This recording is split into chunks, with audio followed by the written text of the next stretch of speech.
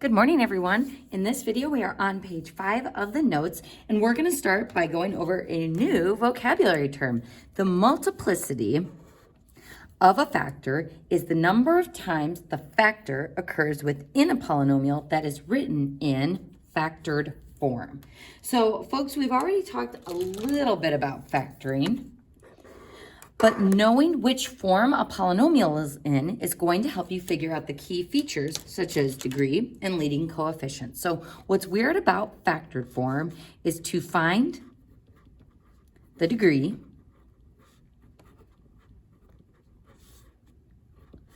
we add the highest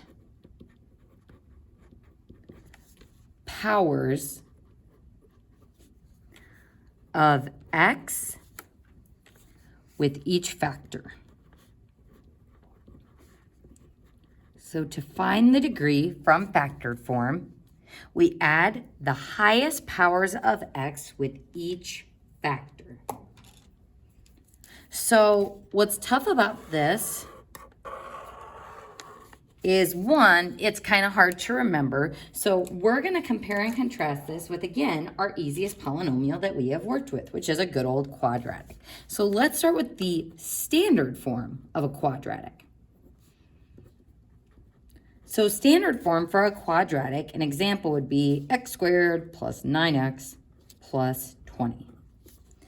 Now in standard form, our degree is just our highest power of the term with the highest power. So our degree for this one would be 2. So how do I know that a polynomial is in standard form? It's all going to be joined by addition and subtraction. Whereas with factored form, so that same quadratic in factored form would be x plus 4 times x plus 5. So this is in factored form. And how do I know it's in factored form versus standard form? Because our parts are joined by multiplication. Now, how I go about finding the degree from factored form, and this is what we stated down here, is we add the highest powers of x with each factor. So my highest power of x here is 1, occurring 1 time. My highest power of x here is 1. Occurring 1 time. So if I take those two powers, x to the first times x to the first, we'll get x squared, which will be a degree of 2.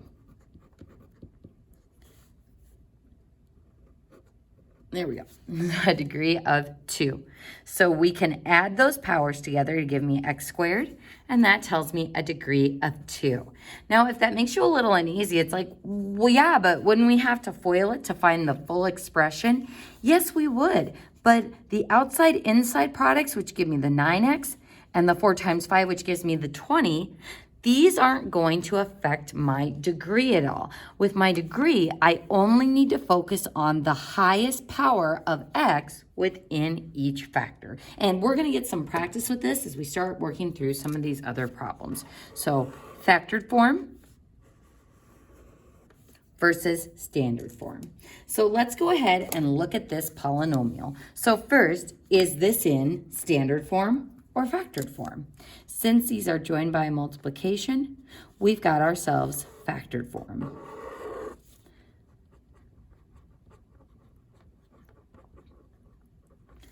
Now, to get into multiplicity, the multiplicity is the number of times the factor occurs within a polynomial. So if I look at x minus 3, how many times is that factor occurring? Just once. So that has an implied power of 1. So this has a multiplicity of 1. Now the factor x plus 1, this factor is occurring 5 times. So it has a multiplicity of 5. And right now we're just stating the multiplicity. Down below we'll see what the multiplicity tells us about our roots and the way the graph behaves. Now, if I wanted to find the degree of this polynomial, would I really want to super FOIL this out? or FOIL this out. Foiling this out wouldn't be a big deal, but multiplying x minus 7 times itself 8 times, oh boy. So yeah, we don't really want to do that. So it's easier if we take the highest power of x from each term. So x squared, highest power of x here would be x to the first. This would be x to the fifth. So it doesn't matter what x plus 1 times itself 5 times would be. What's important is that the biggest power of x that we get from that will be x to the fifth. Same with x minus 7 to the 8th power. The biggest power of x that will come from that will be x to the 8th. So if I multiply all those highest powers together, we'll get 2 plus 1 is 3, plus 5 is 8, plus another 8 would be x to the 16. So wow, the degree of that would be a degree 16 polynomial. So again, folks, when we're in standard form, it's just the highest power. But if it's in factored form, we have to think about the highest power that superfoiling it would give me without actually doing the superfoiling. So I hope that makes sense. So in this box, we're going to get back into multiplicity and see how the multiplicity of the factor tells me how our function will behave at the x-intercepts. So we have two types of multiplicity: even multiplicity and odd multiplicity, not to be confused with what we did on the previous page with even and odd degree. So even multiplicity and odd multiplicity tell us what the function is going to do at a given x-intercept that corresponds to the factor.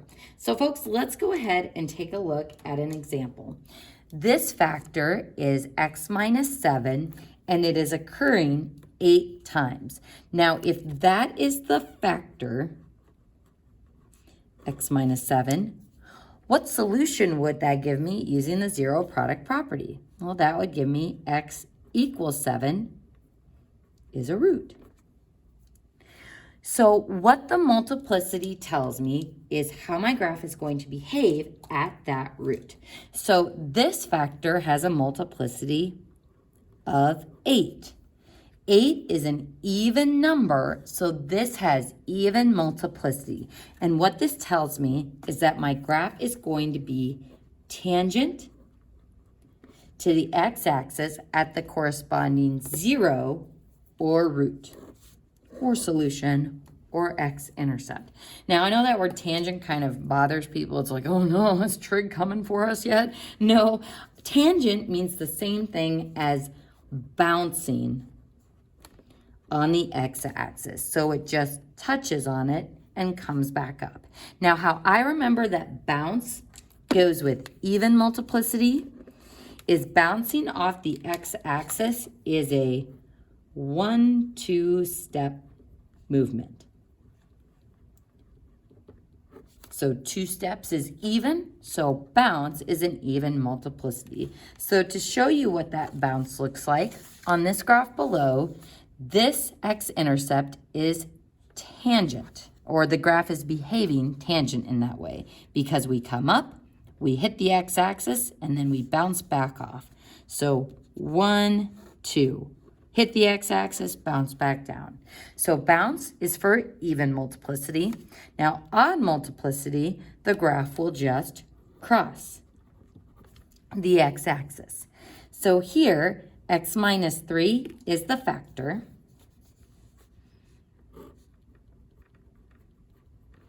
So the root would be x equals 3.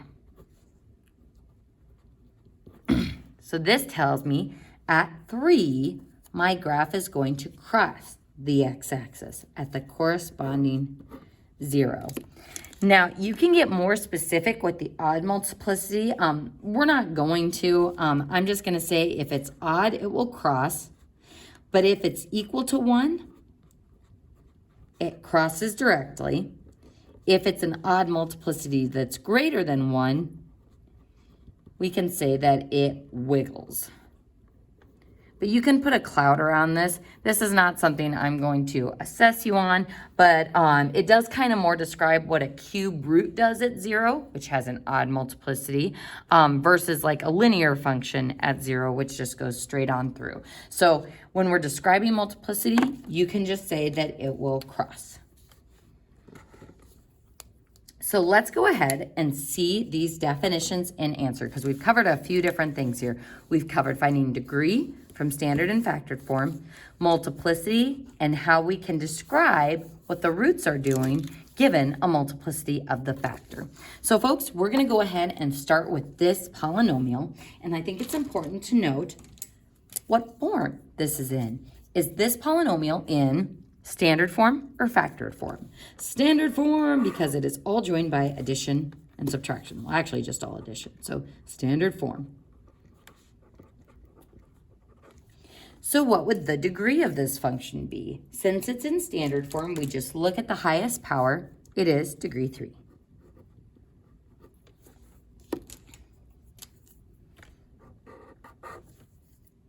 And just taking a look at our graph over there, we can see that this is odd degree, and our end behavior is doing that little disco dance going in different directions. So this is all in line with what we covered, on the previous page of notes.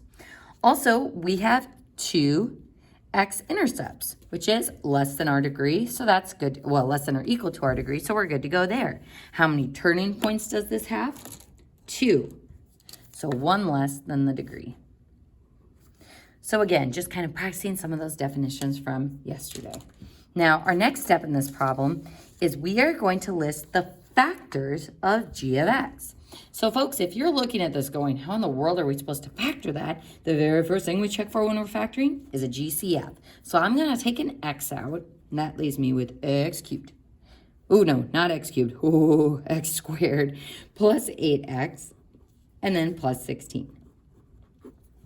So I've taken out a GCF, but this is not fully factored yet. We can factor it a little bit further by factoring this quadratic, looking for a product of 16 and a sum of 8, which would give me x plus 4 times x plus 4.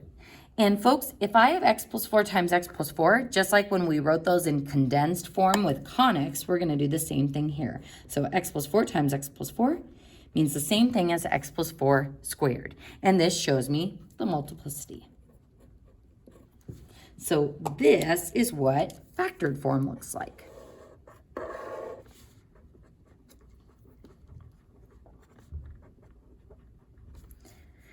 So if I asked you to find the x-intercepts, we would set each of those factors equal to 0. So similar to what we did with restrictions, except here we want it to be equal to 0. So if something times something squared equals 0, then either this factor is 0 or this factor is 0, which would give me a negative 4. So those are my 2 roots, which we can see on our graph at 0 and at negative 4. Next, it says identify the multiplicity of each factor. So my first factor is just the x. How many times is that factor of x occurring? Just once. So because it's occurring once, it has odd multiplicity, which means we are going to cross at x equals 0.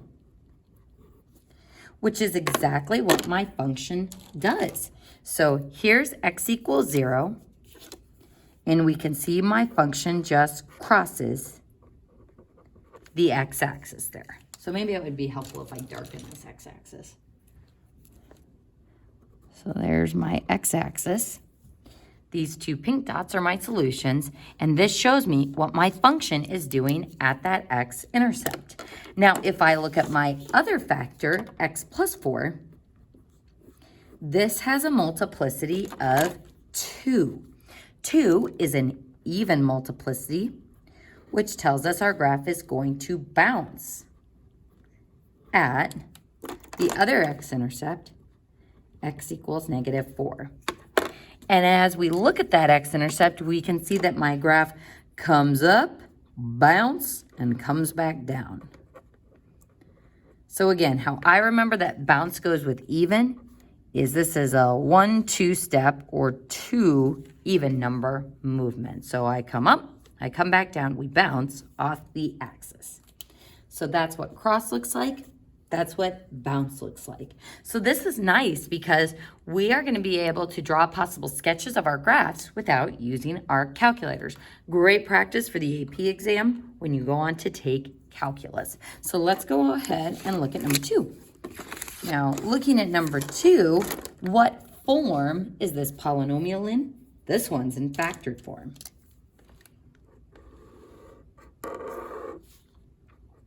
So factored form. So what would the degree of this polynomial be? Well, we don't actually want to FOIL this out, so we want to take the highest power of x that's going with each factor. So x squared. This one, if I were to FOIL it, would give me x squared as well. And this one would give me just x. So x squared times x would give me x to the 5th for my highest power if I were to superfoil that. So my degree is 5. And this is going to be useful to us as we continue with the problem. So part A says, what are the real zeros of the function? That just means non-imaginary, the ones that we can actually see on our graph. So if I use the zero prop and set each of these factors equal to 0, this factor is going to give me x equals 0. This one will give me x equals -3.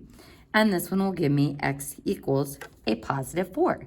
So I know that those are my x-intercepts. X equals 0, x equals 1, 2, 3, -3, and x equals 1, 2, 3, 4. So those are the x-intercepts of my graph. Next it says, what is the degree of the function? Well, we already calculated the degree from over here. Our degree is 5.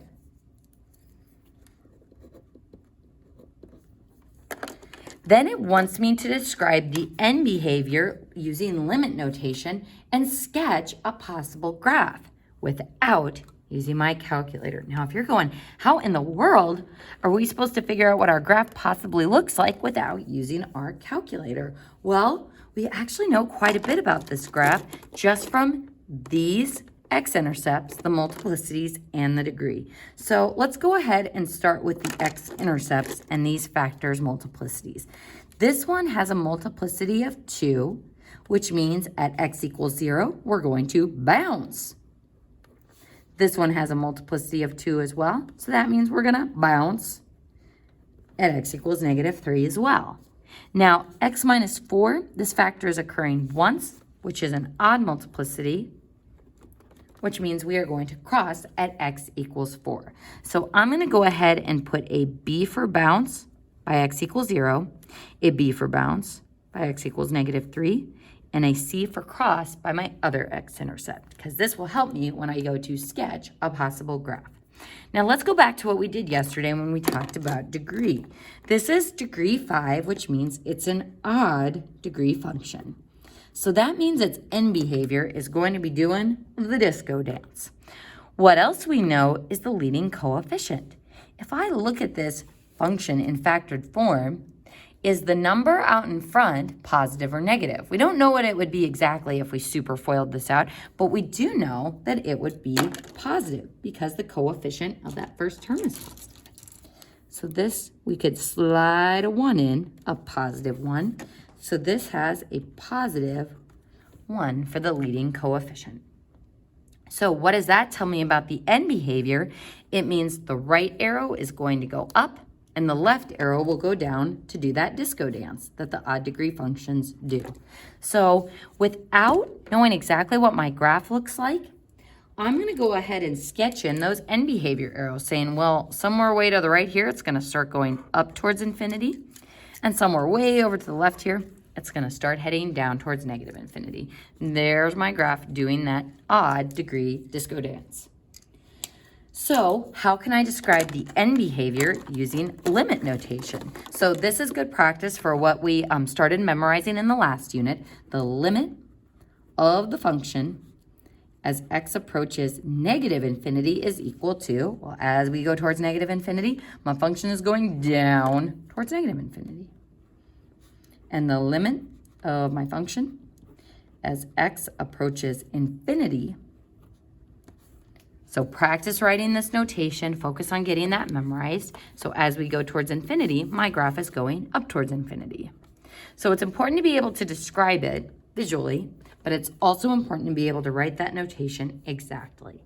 And now we are going to sketch a possible graph. And I'm going to show you a couple different ways you can do this because there are multiple ways you can sketch the graph.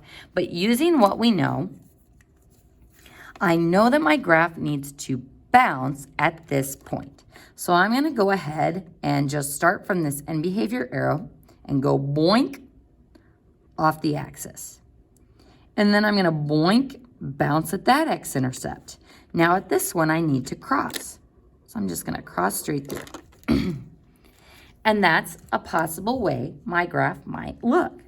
Now, another possibility, maybe my graph comes up like this first, scoops down real low, then bounces, and then goes way low, then bounces, squiggles a little bit, and then crosses. More turning points in this graph, but the x-intercepts are still the same. The behavior at those x-intercepts is still the same, and the end behavior is still the same. So we can't get an exact graph, but we can get a general feel for what the graph is doing and where those x-intercepts are. So folks, that concludes page 5.